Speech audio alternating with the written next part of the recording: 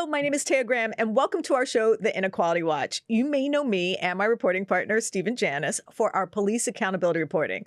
Well, this show is similar, except in this case, our job is to hold billionaires and extremely wealthy individuals accountable. And to do so, we don't just focus on the bad behavior of a single billionaire. Instead, we examine the system that makes the extreme hoarding of wealth possible. And today, we're going to unpack a topic that is extremely unpopular with most billionaires. It also might not seem like the most likely topic for a story about inequality, but I think when we explain it and talk to our guests, you might find there's more to it than meets the eye. And I'm talking about the future of renewable energy and how it could impact your life. And now wait, before you say, Taya, you're crazy. I mean, Elon Musk builds electric cars. How do you know billionaires don't like green energy? Well, just give me a second. I think the way we approach this topic will not be what you expect. That's because there's a huge invisible media ecosystem that has been constructed around the idea that green energy is somehow too expensive or useless, or even worse yet, a conspiracy to fill liberal elite politico coffers. But what if that's not true? What if it's not just false, but patently, vehemently untrue? I mean, if you believe the right-wing media ecosystem, we're apparently destined to spend tens of thousands of dollars to purchase and then tens of thousands to maintain gas-guzzling cars for the rest of our lives. We will inevitably be forced to pay higher and higher utility bills to pay for gas, oil, and coal that will enrich the wealthiest who continue to extract it. But I just want you to consider an alternative. What if, in fact, the opposite is true? What if renewables could finally, and for once, and I really mean for once, actually benefit the working people of this country? What if solar, for example, keeps getting cheaper and batteries more efficient so that using this energy could be as cheap and as simple as pointing a mirror at the sun? And what about the so-called carbon billionaires who are enriched by burning planet-heating gases while they jet set in private planes, burning even more carbon while I'm busy using recycled grocery bags? I mean, what if they've constructed an elaborate plan to make you believe that electricity from the sun is somehow more costly and less healthy? And what if that's all wrong? What if someday your utility bill could be halved? What if you could buy an electric car for 1/5 the price of a gas-powered and leave gas stations and high gas prices behind forever? And what if your life could actually be made easier by a new technology? Well, there is a massive media ecosystem that wants you to think you are destined to be immersed in carbon. They want you to believe that progress is impossible and ultimately that innovation is simply something to be feared, not embraced. But today, we are here to discuss an alternative way of looking at renewable energy, and we will be talking to someone who knows more about its potential than anyone. His name is Bill McKibben, and he is one of the foremost advocates for renewable energy and a leader in the fight against global climate change. Bill McKibben is the founder of Third Act, which organizes people over the age of 60 for action on climate injustice. And his 1989 book, The End of Nature, is regarded as the first book for a general audience about climate change, and it's appeared in over 24 languages. He helped found 350.org, the first global grassroots climate campaign, which has organized protests on every continent, including Antarctica, for climate change. Wow. And he even played a leading role in launching the opposition to big oil pipeline projects like the Keystone XL and the fossil fuel divestment campaign, which has become the biggest anti-corporate campaign in history. He's even won the Gandhi Peace Prize. I cannot wait to speak to this amazing champion. But before we turn to him, I want to turn to my reporting partner, Stephen Janis, and discuss how issues like renewables fit into the idea of inequality and why it's important to view it through that lens. Yeah, well, one of the reasons we wanted to do this show was because I feel like we're living in like the reality of the extractive economy that we've talked about. And that reality is psychological, right? Because we have to be extracted from. We're not going to give us good products or good ways or improve our lives. They're going to find ways to extract wealth from us. And this issue to me is a perfect example because we've been living in this big carbon ecosystem of information, and the dividend has been cynicism. Like the main priority of the people who fill our minds with the impossibility are the people who really live off the idea of cynicism. Nothing works, everything's broken, technology can't fix anything, and everything is dystopian. But I thought, you know, when I was thinking about our own lives and how much money we spend to gas up a car, this is actually has a possibility to transform the lives of the working class, and that's why we have to take it seriously and look at it from a different perspective than the way the carbon billionaires want us to. Because the carbon billionaires are spending tons of money to make us think this is impossible. And I think what we need really, truly, is a revolution of competency here, right? A revolution of idea, a revolution that there are ways to improve our lives, despite what the carbon billionaires want us to believe, that nothing works and we all hate each other. And, so this, I think, is a perfect topic and a perfect example of that. Stephen, that's an excellent point. Thank you. It really is. And I mean, I feel like the entire idea of renewable energy has been sold as a cost rather than a benefit. And that seems intentional to me. It seems like there is an arc to this technology that could literally wipe carbon billionaires off the face of the earth, in the sense that the carbon economy is simply less efficient, more costly, and ultimately less plentiful. But before we get to our guests, let me just give one example. And to do so, I'm going to turn to politics in the UK. They're the leader of a Reform Party, a right-wing populist group that has been gaining power, called renewable energy a massive con, and pledged to enact laws that would tax solar power and ban, yes, you heard it right, ban industrial-scale battery power. But there was an issue. A fellow member of the party and Parliament had just installed solar panels on his farm and had touted it on a website as, you guessed it, a great business decision. The MP, Robert Lowe, as The Guardian UK reported, was ecstatic about his investment, touting it as the best way to get low-cost energy. I mean, I don't know if the word hypocrisy is strong enough to describe this. Seems inadequate. Yeah, it really does. Right. But I do think it's a great place to introduce and bring in our guest, Bill McKibben. Mr. McKibben, thank you so much for joining us. What a pleasure to be with you. So first, please just help me understand how a party could, on one hand, advocate against renewable energy and on the other, use it profitably. I mean, what is motivating what I think could be called hypocrisy? Well, we're in a very paradoxical moment here. For a long time, what we would call renewable energy from the sun and the wind, was more expensive. That's why we talked about it as alternative energy, and we talked about carbon taxes to make it more viable alternative and things. Within the last decade, the price of energy from the sun and the wind and the batteries to store that, and when the sun goes down or the wind drops, the price of that's been cut about 90%. The engineers have really done their job. Sometime 3 or 4 years ago, we passed some invisible line where it became the cheapest power on the planet. We live on an Earth where the cheapest way to make energy is to point a sheet of glass at the sun. So that's great news. That's one of the few pieces of good news that's happening in a world where there's a lot of bad news happening. Great news unless you own a oil well or a coal mine, or something else that we wouldn't need anymore, or if your political party has been tied up with that industry in the deepest ways. Those companies, those people are panicked. That's why, for instance, in America, the fossil fuel industry spent $455 million on the last election cycle. Wow. They know that they have no choice but to try and slow down the transition to renewable energy. So, I mean, how do they always seem to be able to set the debate, though? It always seems like carbon billionaires and carbon interests seem to be able to cast aside, renewable energy ideas, and they always seem to be in control of the dialogue. Is that true, and how do they do that, do you think? Well, I mean, they're in control of the dialogue the way they are in control of many dialogues in our political life by virtue of having a lot of money and owning TV networks and on and on and on.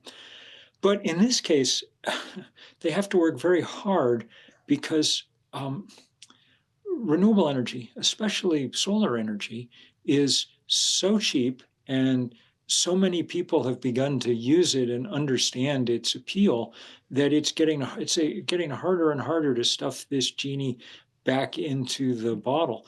Look at a place like Germany, where last year, 2024, 1.5 million Germans put solar panels on the balconies of their apartments. This balcony solar is suddenly a huge movement there. You can just go to IKEA and buy one and stick it up. You can't do that in this country because our building codes and things make it hard. And the fossil fuel industry will do everything they can to make sure that continues to be the case. Well, I have to ask, given what you've told us, what do you think are the biggest obstacles to taking advantage of these technological advances? I mean, what is getting in our way, and what can we do The about biggest, it? well, so look, there are two issues here. One is vested interest, and the other is inertia. And these are always, these are always factors in human affairs, and they're factors here. Vested interest is vested interest now works by creating more inertia. So the fossil fuel industry won the election in 2024. They elected Donald Trump, and Donald Trump, in his first day in office, declared an energy emergency, saying that we needed to produce more energy, and then he defined energy to exclude wind and solar power. Only fossil fuels and nuclear need apply. He's banned new offshore wind, and may in fact be trying to interfere with the construction of things that had already been approved and are underway. So this is hard work to build out a new energy system, but by no means impossible. And for the last 2 years, around the world, it's been happening in remarkable fashion. Beginning in about the middle of 2023, human beings were putting up a gigawatt's worth of solar panels every day. A gigawatt's the rough equivalent of a nuclear or a coal-fired power plant. So every day, on their roofs, in solar farms, whatever, people were building another nuclear reactor. It's just that they were doing it by pointing a sheet of black glass at the great nuclear reactor 93 million miles up in the sky. Wow. Amazing. Speaking of around the world, I was just thinking, because I've been reading a lot, it seems like we're kind of conceding this renewable future to China a bit. Do you feel like there's, a threat that if we don't reverse course, that China could just completely sort of overwhelm us with their, advantages in this technology? I don't think there's a threat. I think there's a guarantee. And in fact, I think in the course of doing this, we're ceding global leadership overall to the Chinese. This is the most important economic transition that will happen this century. And China's been in the lead. They've been much more proactive here. But the US was starting to catch up with the IRA that Biden passed. And we were beginning to build our own battery factories and so on. And that's now all called into question by the Trump ascension. I think it will probably rank as one of the stupidest economic decisions in American history. Well, I have to follow that up with this question. Do you think that the current administration can effectively shut down this kind of progress in solar and renewables? And how much do you think the recent freeze in spending, can just derail the progress, basically? So they can't shut it down, but they can slow it down, and they will. And in this case, time is everything. And that's because the biggest reason that we want to be making this shift is because the climate future of the planet is on the line. And as you are aware, that climate future is playing out very quickly. Look, the world's climate scientists have told us we need to cut emissions in half by 2030 to have some chance of staying on that Paris pathway. 2030, by my watch, is 4 years and 10 months away now. That doesn't give us a huge amount of time. So the fact that Trump is slowing down this transition is really important. Now, I think the deepest problem may be that he's attempting to slow it down not only in the US, but around the world. He's been telling other countries that if they don't buy a lot of US liquefied natural gas, then he'll hit them with tariffs and things like that. So he's doing his best to impose his own weird views about climate and energy onto the entire planet. Again, he can't stop it. The economics of this are so powerful that eventually we'll run the world on sun and wind. But eventually doesn't help much with the climate, not when we're watching the North and the South Poles melt in real time. I just want to follow up with a clip from Russell Vought, who was just confirmed the lead to the Office of Management and Budget. And he was giving a speech at the Center for Renewing America. And I just wanted, Mr. McKibben to hear this really quick first and then to have him respond. So let's just play that clip for him. We want the bureaucrats to be traumatically affected. We want, when they wake up in the morning, we want them to not want to go to work because they are increasingly viewed as the villains. We want their funding to be shut down so that the EPA can't do all of the rules against our energy industry because they have no bandwidth financially to do so. We want to put them in trauma. So the reason why I played this for you is because I wanted to know what your concerns would be with the EPA being kneecapped, if not utterly defunded. And just so people understand, what the actions are that the EPA takes and the areas that the EPA regulates that protect the public that people just might not be aware of. I'm old enough to have been in this country before the EPA and before the Clean Water Act and the Clean Air Act. They all came together in the early 1970s, right on the heels of the first Earth Day and the huge outpouring of Americans into the street. And in those days, you could not breathe the air in many of the cities in this nation without doing yourself damage. And when I was a boy, you couldn't swim in an awful lot of the rivers, streams, lakes of America. We've made extraordinary environmental progress on those things. And we'd begun finally to make some halting progress around this even deeper environmental issue of climate change. But what Mr. Vaught is talking about is that comes at some cost to the people who are his backers, the people in the fossil fuel industry. He doesn't want rules about clean air, clean water, or a working climate. He wants short-term profit for his friends at the long-term expense of everybody in this country and in this world. It's interesting because you bring up a point that I think I hear a lot on right-wing, media ecosystems that somehow, clean energy is unfairly subsidized by the government. But isn't it true that carbon interests are subsidized to a great extent, if not more, than green energy? Yes, the fossil fuel subsidy is, of course, enormous and has been for a century or more.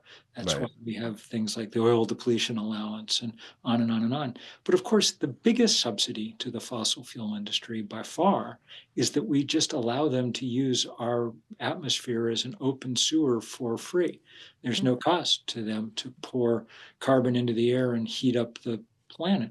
And when we try to impose some cost, New York State just passed a law that's going to send a bill to big oil for the climate damages. They're immediately opposed by the industry, and in this case, with the Trump administration on their side. They'll do everything they can to make it impossible to ever recover any of those costs. So the subsidy, to fossil energy dwarfs that to renewable energy by a factor of, orders of magnitude. Yeah. And that's really interesting because, sometimes people try to, there was a change in the calculation of the cost of each ton of carbon, right? I mean, that's really a really important kind of way to measure the true impact because we're never really, you make a really good point, and that is quite expensive when you take a ton of carbon and figure out what the real cost is to society and to our lives, right? I mean, it's very high. Well, that cost gets higher too all the time. And sometimes people, it's paid in very concentrated ways. Your neighborhood in Los Angeles burns down and every house goes with it. And sometimes the cost is more spread out. At the moment, anybody who has an insurance policy, a homeowner's insurance policy in this country, is watching it skyrocket in price far faster than inflation. And that's because the insurance companies have this huge climate risk to deal with. And they really can't. That's why in many places, governments are becoming insurers of last resort for millions and millions of Americans. I was curious, about, since I asked you to rate something within the current Trump administration, I thought it'd be fair to ask you to rate the Inflation Reduction Act. I mean, I know the current administration is trying to dismantle it, but I wanted your thoughts on this. Do you think it's been effective? Yeah, it's by far, it's by no means a perfect piece of legislation. It had to pass the Senate by a single vote, Joe Manchin's vote, and he took more money from the fossil fuel industry than anybody else. So he made sure that it was larded with presents for that industry. So there's a lot of stupid money in it, but that was the price for getting the wise money, the money that was backing sun and wind and battery development in this country, the money that was helping us begin to close that gap that you described with China. And it's a grave mistake to derail it now. It's an attempt to send us, literally an attempt to send us backwards in our energy policy at a moment when the rest of the world is trying to go in the other direction. Speaking of that, I wanted to ask you a question from a personal. Our car was stolen and we were trying to get an electric car, but we couldn't afford it. Why are there like electric cars in China that supposedly run about $10,000 and you want to buy an electric car in this country and it's like 50, 60, 70, whatever. I know it's getting cheaper, but why are they cheaper elsewhere and not here? Well, I mean, first of all, they should not, unless you want a big luxury vehicle, shouldn't be anything like that expensive even here.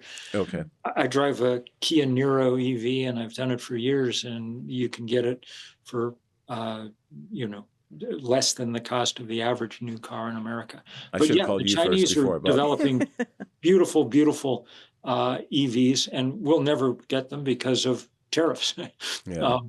We're going to try and protect our auto industry, which would be a reasonable thing to do if in the few years that we were protecting that auto industry, it was being transformed to compete with the Chinese.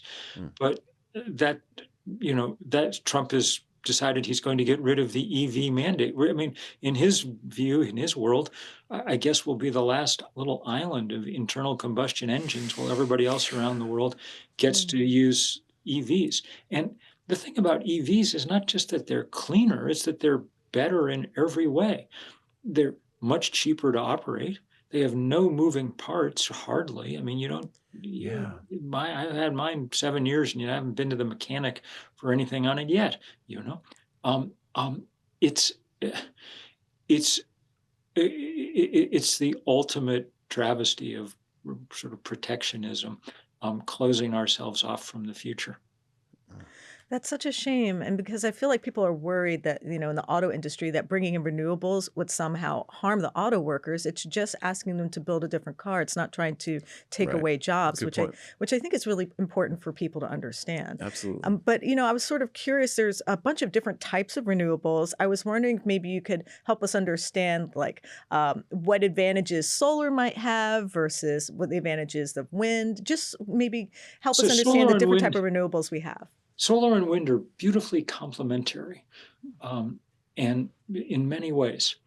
The higher in latitude you go, the less sun you get, but the more wind you tend to get.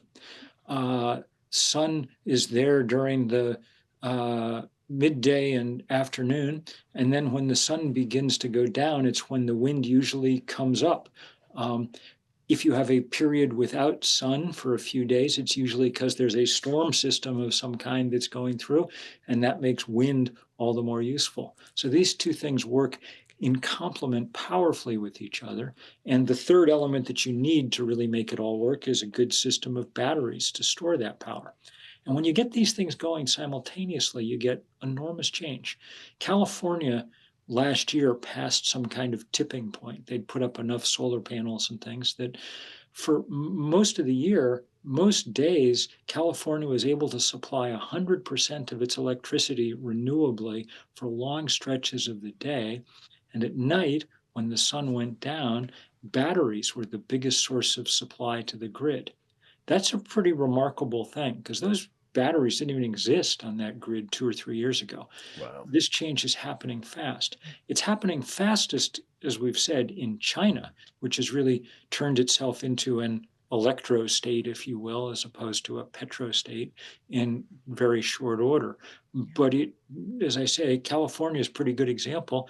And now Texas is putting up more clean energy faster than any other place in the country. That's ironic. Yeah. Well, I was wondering, there's a technology that makes the news pretty often, but I don't know if it's feasible. I think it's called carbon capture or carbon sequestration. I know the Biden administration had set aside money to bolster it, but does this technology make sense? These were the gifts to the fossil fuel industry that I was talking about in the IRA.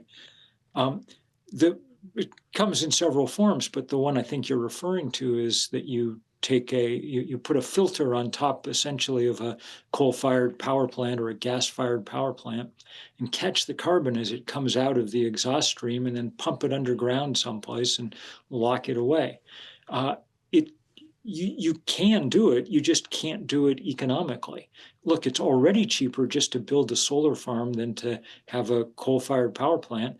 And once you've doubled the price of that coal-fired power plant by putting an elaborate chemistry set on top of it, the only way to do this is with endless ongoing gifts from the taxpayer, which is what the fossil fuel industry would like, but it doesn't make any kind of economic sense. Well, you just said something very profound there, because you said, that it's cheaper to build a solar field than it is to build a coal plant. But why is this not getting through? I feel like the American public doesn't really know this. Why is this being kind of hidden from us in many ways? In one way, it is getting through. I mean, something like 80% of all the new electric generation that went up last year in this country was sun and wind. So people who, utilities and things are sort of understand it. But yes, you're right. And I think the reason is that we still think of this stuff as alternative energy. I think in our minds, it lives sort of like we think of it as the Whole Foods of energy. It's nice, but it's pricey. In fact, it's the Costco of energy. It's cheap, it's available in bulk on the shelf, and it's what we should be turning to. And the fact that, that utilities and things are increasingly trying to build solar power and whatever is precisely the reason that the fossil fuel industry is fighting so hard to elect people like Trump. California, when I told you what California was doing last year, what change it had seen, as a result, California in 2024 used 25% less natural gas to produce electricity than they had in 2023. That's a huge change in the fifth largest economy on Earth in 1 year. It shows you what can happen when you deploy this technology. And that's the reason that the fossil fuel industry is completely freaked out. By the way, as a person who has tried to shop at Whole Foods, I immediately understood your comparison. I thought that was great. Yeah, it's not the Whole Foods of energy. It's actually the Costco. That's so great. It's a bunch of latte drinking liberals who think that this, but this is what we're trying to get across. Chai latte. That's why it's so important. It's cheaper. Yeah. It's cheaper. Go ahead. That's such a great point. Yeah. We actually, we try to look for good policy everywhere we go. And we attended a discussion at the Cato Institute. And this is where their energy fellow described how Trump would use a so-called energy emergency to turn over more federal lands to drilling. So I'm just going to play a little bit of sound for you and let's take a listen. What does work in your mix? So I take the... I call it the Joe Dirt approach. Have you seen that scene in the movie where he's talking to the guy selling fireworks, and the guy has preferences over very specific fireworks, is like snakes and sparklers.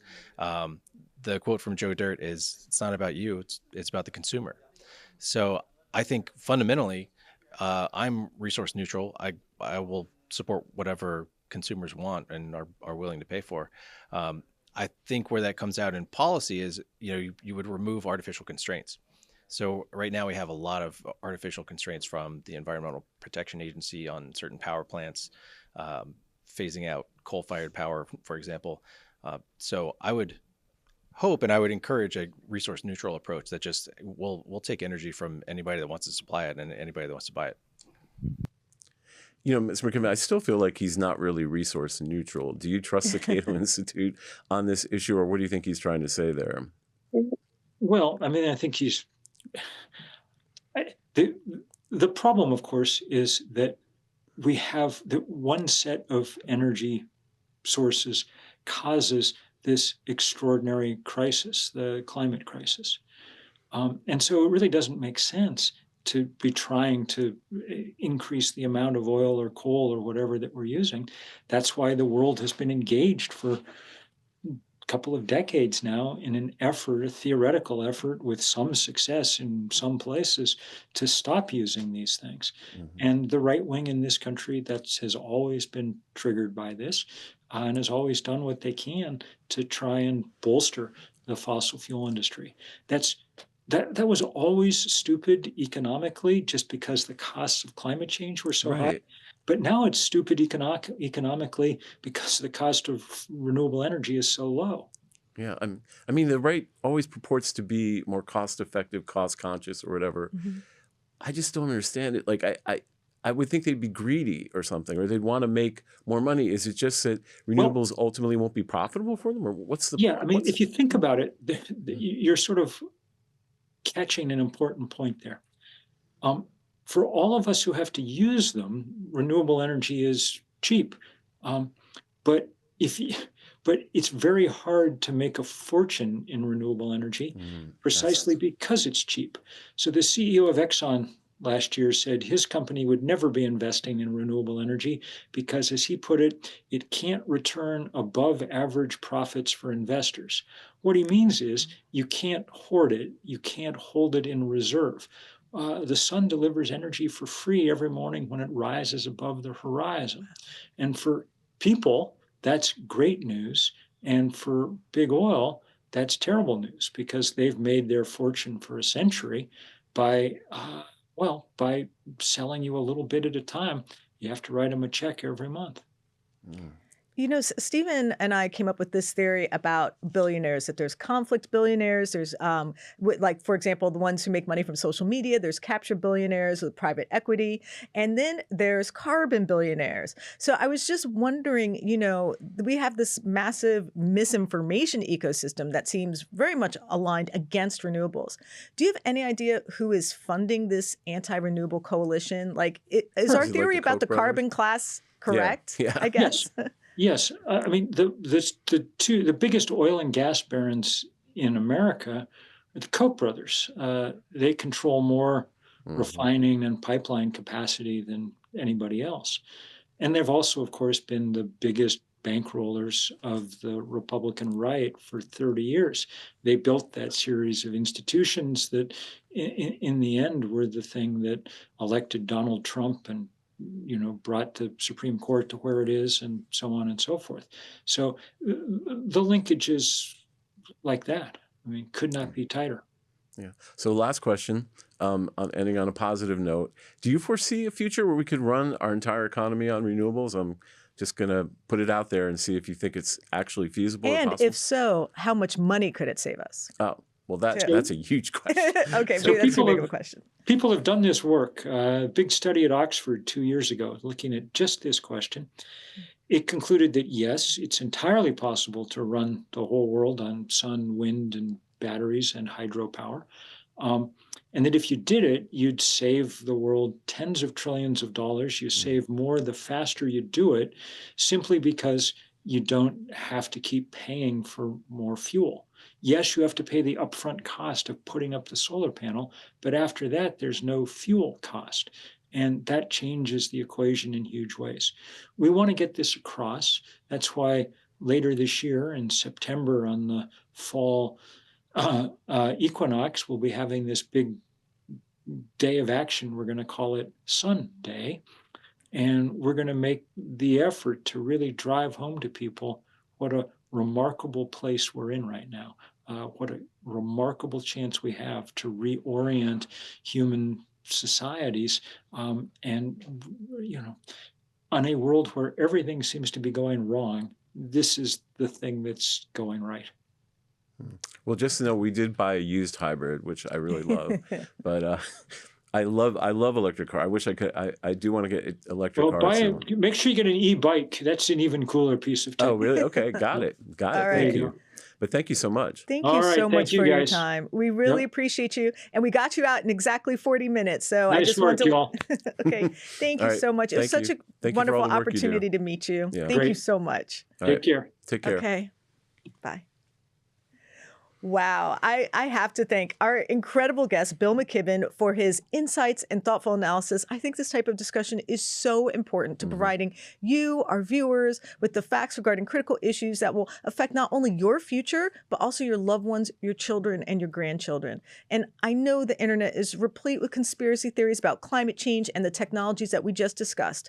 But let's remember, the real conspiracy might be to convince you that all of this possible progress is somehow bad, that the possibility of cheap, clean energy is what? It's a plot. It's a myth. Yeah. I mean, Yeah. Stephen, what are your thoughts? But before I, Before you try go to Well, grab the wheel. I want to say emphatically that you're being fooled in the worst possible way, all of us. And we're literally being pushed towards our own demise by this, I mean, you want to talk about a real conspiracy, not QAnon or something. Let's talk about the reason that we don't think that we could embrace this renewable future. And it's for the working class. It's for people like us that can Yes. barely afford to pay our bills.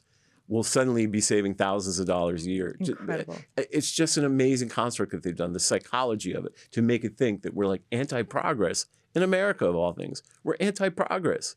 We're anti the future. Right. We're supposed to be the innovators. We're the Yeah, ones who have had such the right. best science. Didn't we get to the moon first? Yeah, I thought I mean, we did. we have Well- scientists, innovation. I mean, Yeah. in some ways, we've been the envy of the world, and we've attracted some of the most powerful scientists and intellectuals from around the globe Yeah. to our country because we're known for our innovation. Yeah, I and mean, it's- this is really and it's like disturbing. we embrace stuff like AI, which God knows where that's going to go, and other things. But this is pretty simple. This is pretty simple. Something that could actually affect people's Yes. lives directly. We spend $2,500 a year on gas. $3,000 to $4,000 a year on utilities. And here's one of the leading, most respected people in this field saying, you know what? You're not going to pay almost anything when by the time Incredible. it's all installed. And yet we believe it's impossible. And it's really strange for me. So, but I'm glad we had him on to actually clarify that Yeah. and maybe push through the noise a little bit. Yeah, me too. Yeah, Me right. too. And, I just wanted to add just a few closing thoughts about our discussion and why it's important. And I think this conversation literally could not be more important, if only because the implications of being wrong are literally an existential crisis, and the consequences of being right could be liberating. So, to start this rant off, I want to begin with something that seems perhaps unrelated, but is a big part of the consequences for our environment and the people like us that will have to live with it. And hopefully in doing so, I'll be able to unpack some of the consequences of how these carbon billionaires don't just hurt our wallets, but actually put our lives in harm's way. I want to talk about fire trucks. Fire trucks? Yes. Okay. I know that sounds crazy, but these massive red engines, they scream towards a fire to save lives. I mean, isn't this image iconic? I mean, who hasn't watched in awe as like a ladder truck careens down a city street to subdue the flames of a possibly deadly blaze? But now, thanks to our ever increasingly extractive economy, they're also a symbol of how extreme economic inequality affects our lives in unseen ways. And let me try to explain how. Now, we all remember the horrific fires in Los Angeles several weeks ago. The historic blazes took out thousands of homes, leaving people's lives in ruin and billions of dollars in damage. But the catastrophe was not immune from politics. President Trump accused California of holding back water from other parts of the state, which was untrue.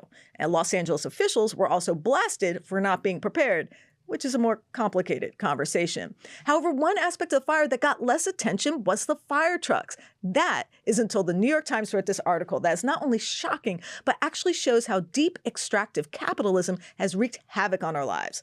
So this story recounts how additional firefighters who were called in to help with the blaze were sidelined because of lack of fire trucks. So the story notes that the inability to mobilize was due to the sorry state of the fleet, which was aging and disrepair, and new replacements had not been ordered, and the ones that had been ordered had yet to be delivered. So this, of course, all begs the question, why? Why is the mighty U.S. economy not able to deliver life-saving equipment in a timely manner?